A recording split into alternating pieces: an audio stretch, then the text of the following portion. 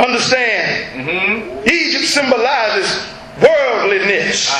Yes, sir. It symbolizes whoredom. That means adultery, harlotry, idolatry. Yes, Put it in other words, it's the place where there's excess of evil, excess of greed, excess of yearnings, excess of perverseness, excess of transgression. What do you see all the time? Everything. Extreme makeover. Extreme house building. Another story, extreme this. Everything is always extreme. Yes, sir. Affliction in our context, it means depression. It means misery. It means browbeating. It means dealing hardly with. Y'all know I ain't dealing hardly with them. Y'all know what I'm talking about. Defiled, looked down upon, ravished. The saints before us and Sister Vicky Winans put it like this. If you've been lied on and cheated, that's the affliction of Egypt. Yes, sir. If you've been talked about, mistreated, that's the affliction of Egypt. If you've been abused, scorned, that's the affliction of Egypt. If you've been tossed about, show us your bone, that's the affliction of Egypt. Now let's go to Pharaoh for a little while. When we talk about Pharaoh, it's not the name of Egypt's king. Pharaoh was a title given to Egypt's king or his ruler. Yes, sir. Bring it in current day terms.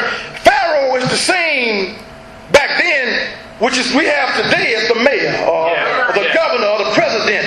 That's what Pharaoh was back then, is what they are today. Yes, sir. So understand, many people today are in bondage to Pharaoh. Go ahead. See, understand, problems come up. That's Pharaoh. Hurt. That's Pharaoh. Anger and anxiety. That's Pharaoh. Rocky relationships. That's Pharaoh. Addictions to alcohol. Addictions to cheating. Didn't know cheating was an addiction. Go ahead. If you say I can't stop doing it, that's an addiction. Go ahead. Yes, sir. Drugs is an addiction. Gambling is an addiction. Promiscuity is an addiction. All of that stuff is Pharaoh. Go ahead. If you caught up in it, and you wrapped up in it, and you say I'm trying to get loose, but it won't cut me loose, Pharaoh got a hold of it. Go ahead. Yes, sir. Yes, sir.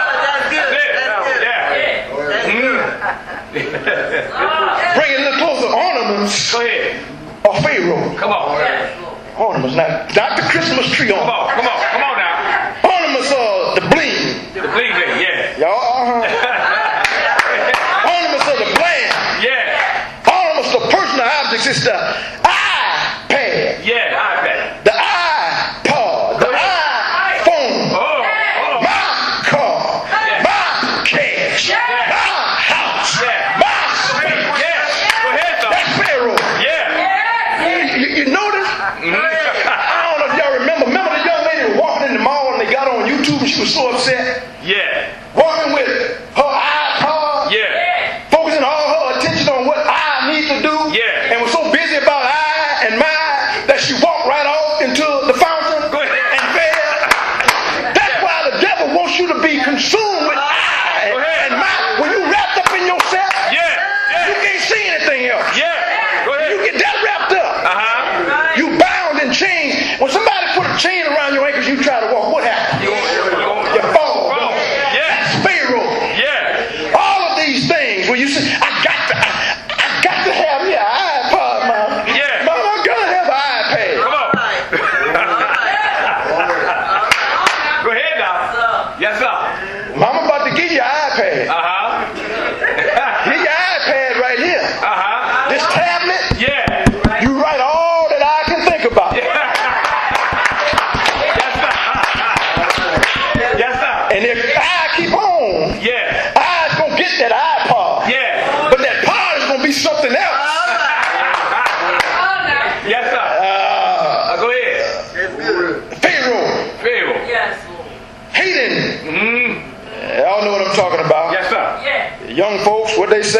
Don't be a hater. Come on. You're either a hater or you're being hated. Yeah, yeah. That's Pharaoh. If you find yourself having difficulty to freeing yourself from any of these things, you in bondage. Go ahead. To Pharaoh. And Pharaoh has a hold of you. Go ahead. And what did Pharaoh tell Moses? I ain't gonna let your people go. Go ahead. That's right. But understand, children, tonight, there's good news. For those who find themselves in the current day affliction of Egypt and the bondage of Pharaoh, today, you can have that burning bush experience that Moses had with God that day. Right now, the I am that I am is saying to you tonight, take your sandals off your feet. For the place where you stand is holy ground. I am the God, your father, the God of Abraham, the God of Isaac, the God of Jacob.